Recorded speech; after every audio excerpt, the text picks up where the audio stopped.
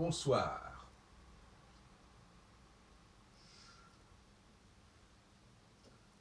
Je m'intéresse beaucoup actuellement à la vie de couple.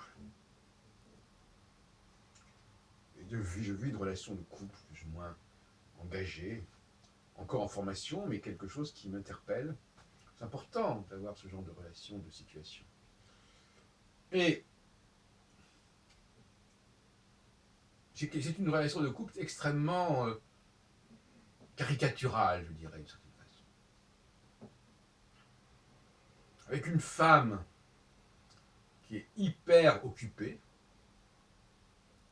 et qui gagne bien sa vie, qui a une profession libérale dans le domaine psychologique, thérapeutique, etc., clinique. Et moi, qui finalement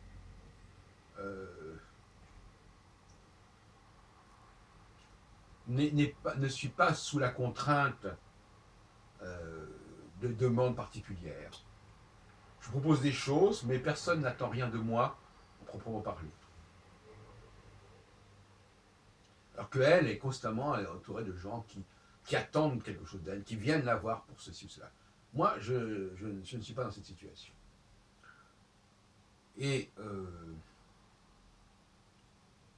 je transmets ce que j'ai à transmettre, notamment par Internet, par des articles aussi, qui sont également sur Internet, mais qui sont rédigés, qui ne sont pas vidéo nécessairement, parce que ça ne correspond pas tout à fait au même public et que ça n'est pas reçu de la même manière.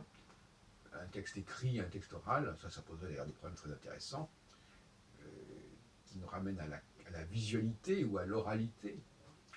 Et finalement, elle serait tentée, cette femme, de me contraindre à avoir ses propres valeurs, à épouser, c'est ce qu'elle veut dire, à épouser ses propres valeurs. Et la société, est-ce que la société lui permet autrement? Est-ce qu'il lui offre une alternative? Est-ce qu'on peut imaginer une femme qui travaille, qui se crève au travail, alors que l'homme, lui, il va qu'à ses petites recherches personnelles, il fait sa petite création, etc.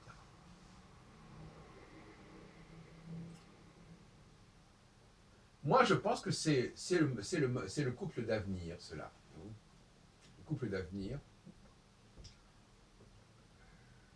Avec ce bémol, éventuellement, mais ça c'est peut-être un peu compliqué à expliciter, ce bémol qu'il pourrait y avoir plusieurs femmes, en quelque sorte, autour d'un homme, qui leur permettrait de l'entretenir plus facilement que s'il y avait une seule femme. Parce que d'ailleurs, entretenir, ça veut dire quoi entretenir? Des gens qui achètent des livres d'un auteur, ces gens-là entretiennent cet auteur. Qu'on le veuille ou non. Elle paye pour cet auteur, pour avoir les ouvrages de cet auteur, et elle le paye avec des travaux qu'elles font par ailleurs.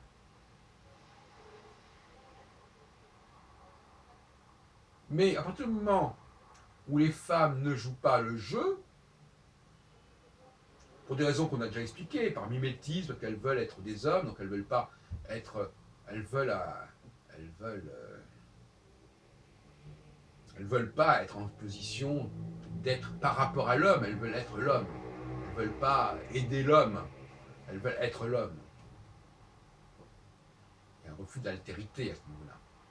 À partir de ce moment-là, c'est à l'État, c'est à la communauté de se charger de faire vivre décemment les hommes. Ce qui revient au même. La communauté perçoit des taxes, des impôts, et elle fait une forme de partage. Donc ça revient à peu près au même. Donc, de toute façon, j'aimerais là-dessus parce que je suis assez pressé, de toute façon, avec la productivité, les gains de productivité, de toute manière, il y aura des tas de gens qui seront de plus en plus payés sans avoir nécessairement, qui ne sont pas payés à la pièce, qui ne sont pas payés à l'heure, hein, au temps passé aux 35 heures, je ne sais pas quoi, qui seront payés pour développer leur potentialité et pour, de la sorte, permettre un recyclage régulier, périodique, des modèles, des pratiques. La fonction de l'homme, c'est de transmettre,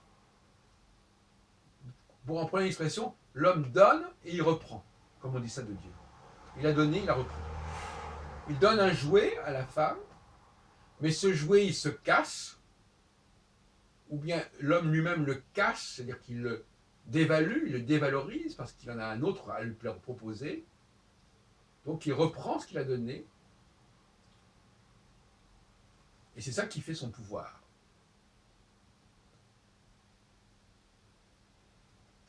Voilà comment je vois les choses. Ce qui serait d'ailleurs une solution. Les femmes, actuellement, ont le rôle à jouer de faire vivre, par leurs activités qui sont souvent routinières, qui sont souvent machinales, elles ont leur fonction. D'ailleurs, les machines aussi nous font vivre. Les femmes font partie de l'appareil productif d'une société. Ah, pas les hommes d'ailleurs. Là aussi, les hommes font partie de l'appareil créatif de la société, mais pas de l'appareil productif. Ce n'est pas tout à fait la même chose. C'est l'appareil productif qui fait rentrer de l'argent et pas l'appareil créatif. On pourrait en discuter, c'est une question économique, de terminologie, qui pourrait tout à fait être débattue. Mais